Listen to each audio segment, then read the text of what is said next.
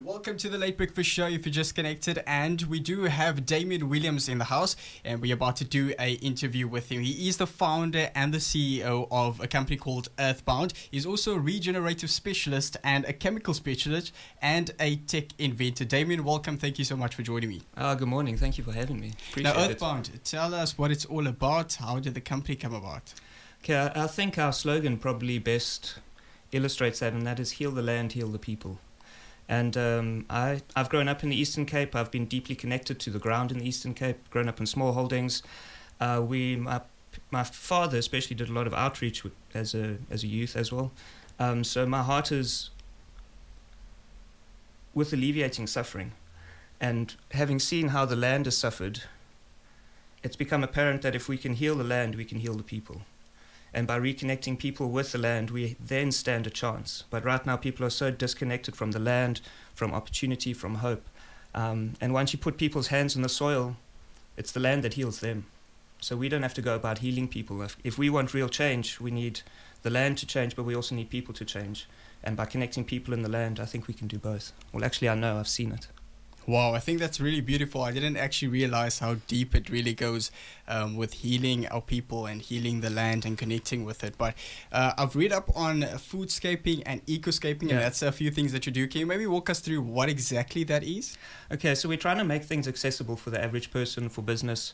And when you think of landscaping, we're all familiar with that. Now, when we think of ecology, that's something that's the realm of grand estates or big projects, but actually what we can do just in our own homes and in our own spaces. And instead of just gardening conventionally, you can take an ecological focus and still have the beauty that you would have with landscaping, but now it's about how do we restore ecology. And same with the foodscaping, let's incorporate some food into that space. Because the reality is, for example, look at frilly lettuce. Now you could farm conventionally and have your rows neatly on the one side, but it looks sterile and it's not fun. Right, but what you could do now is integrate that frilly lettuce so that it's a border in your garden next to your flowers, and suddenly it's adding a textural accent, but at the same time, later on you can go and pick from it. So we want ways where people can beautify their space, they can edify themselves in their homes, but at the same time they're contributing to restoring ecology and enabling a bit of their own food security, and then also lessening their carbon footprint, because obviously all food that has to be transported around has to be moved around between logistics departments, stores, the farmer. There's a massive carbon cost in that. So the more that people can do at home, and especially if it then adds to their aesthetic, to their well-being, and even a little bit of bragging rights, all the better, right? Now, it sounds like food security is a big focus for you, especially with Earthbound. How can people actually start growing their own food, but not only in a way that's beneficial to themselves, but also beneficial to the environment? Yeah. So one of the biggest things is to try and keep as much organic matter on your property. Okay. So right now we will mow the lawn and then we'll put that into black bags and then it'll go down to the tip, for example. Now, if you can just have a little compost heap somewhere in the corner of your garden, it can be out of the way. It can be as simple as literally just piling the stuff up. By doing that, you're keeping that carbon in your soil. When you put it in a bag and you take it to the tip, it ends up fermenting and rotting in a way that it ends up releasing a lot of methane. And now methane is a far stronger greenhouse gas than carbon dioxide. So just by keeping that organic matter in your soil, in your place, you then end up building carbon in your soil, as opposed to it being turned into a gas that's then released into the atmosphere. Wow. So there it's a double whammy. You get to grow compost to grow the food that you want, and then that's then helping again for all the knock-on effects, whether it's transport, logistics, all of those things. Now, I do want to come back to that again, but just touching on another thing that you do, it's called hydrology design. Sorry. Yeah. What exactly is that, and how does it impact the work that you do? Okay, so a big part of growing anything is about making sure that there's enough water. Okay. And so let's say if you're going to farm conventionally, one of the stats that I saw is that you need, per hectare of land that you're irrigating, you need 100,000 liters a week. Wow. Right. So now, for most people, that is astronomical. If you think in the Eastern Cape context, that's just it's just not feasible. So what we like to do is try and develop systems and design our spaces so that we're catching as much water as possible passively. Right. So a lot of what we will do is we will dig strategic trenches that you think like a rice paddy. They make the garden beds on contour with a slope. Right. They keep it so that anytime water or anything comes there, it gets caught by the slope passively, right? You're not now If you dig a trench down a slope, you're creating a drain and that water runs away. So now if you look at your own yard, you can see where is your grey water going? Where is your rain tank? Where are they overflowing? Where's the gutters overflowing? Now there's opportunity to design that space so that that water gets caught in the ground and gets kept there and then slowly waters your garden. Whereas at the moment we send it all to the drains and out to sea. Now, another thing that is a big problem is climate change, and this is what I actually wanted to get back to. So we know the impact of it. People have been made more aware of it, and now people know that it's an issue that they actually have to tackle.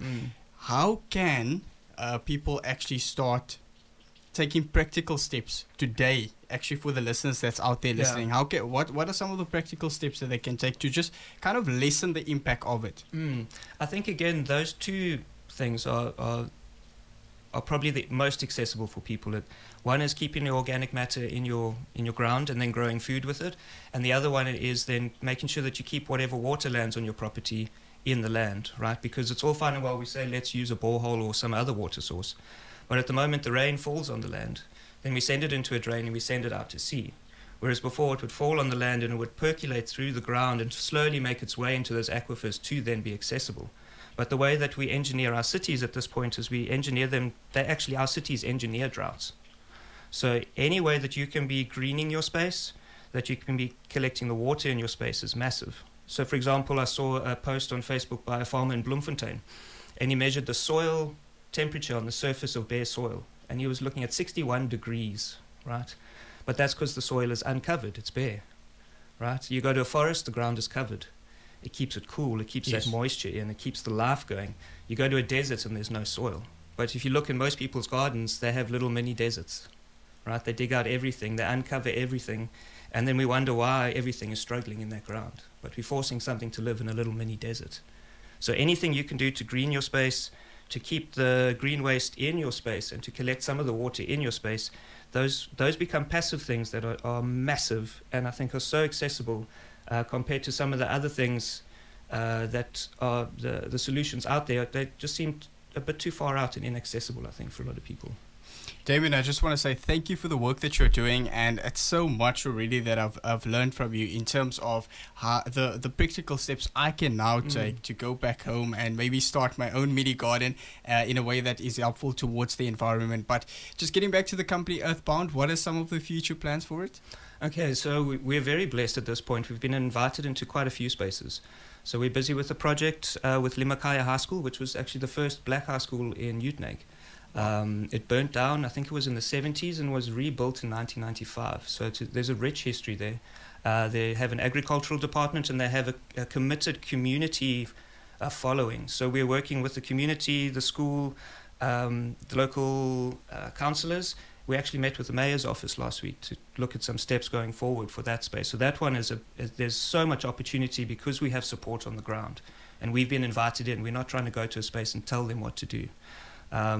We're currently at the MTR Smith Children's Home, busy developing they are sitting on a piece of land where they could actually farm to the extent of making money out of that place. At this point, they're battling to feed their children, but they have enough space there, and it's so centrally located that if we redirected the green waste of the city into there and turned that into a green recycling hub, there is so much food that can come out of that space and generate revenue both for the organization and for the children who are being upskilled in those spaces.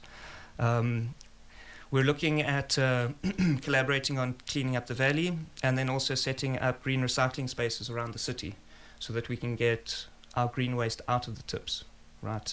Because again, with the methane issue.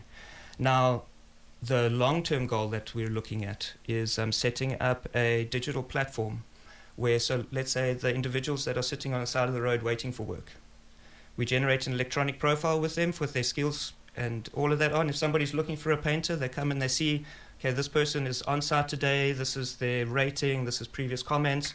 If there's nobody to take them that day, we get them involved in the green recycling side. All of their hours get logged. A portion, 25% of everything that Earthbound generates goes into a workers' pool.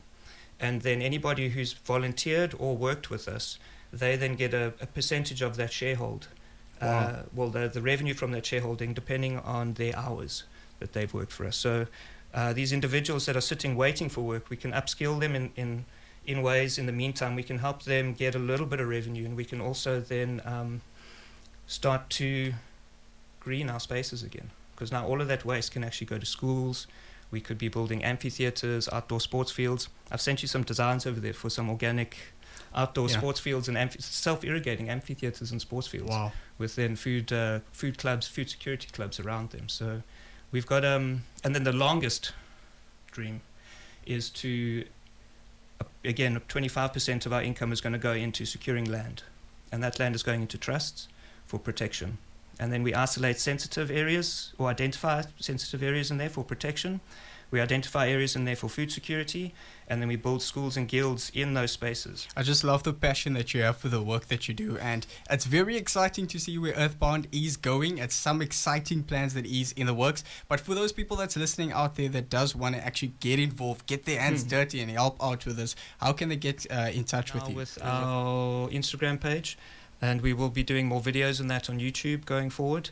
For the most part, check out Facebook, because we're continuously holding workshops, continuously doing training sessions. We're also looking at then also linking volunteers to our specific spaces. So just by following along there, there's also our work numbers on there, so you can then link up with us to get involved if you want to be on specific projects or specific WhatsApp groups or those kind of things. We see ourselves as connectors. You know, we're not trying to run anything. We're trying to connect people, the land, resources, skills, and bring all of that together, because there's so many people with a heart for this and a love and a passion, but they're sitting behind their computers or in their own little spaces, and now we just want to get them all together in spaces where we can do instead of just be talking. Damian, thank you so much for joining me this morning on The Nature Guide. I really appreciate you coming out and talking us about Earthbound, but also how people can help impact and lessen the impact of harmful chemicals towards our environment, especially climate change. That is such a big thing. Once again, thank you so much. Oh, it's a pleasure. Thank you for inviting me. That's it. Damian Williams joining me right here on The Nature Guide. He is the CEO and founder of a company called Earthbound.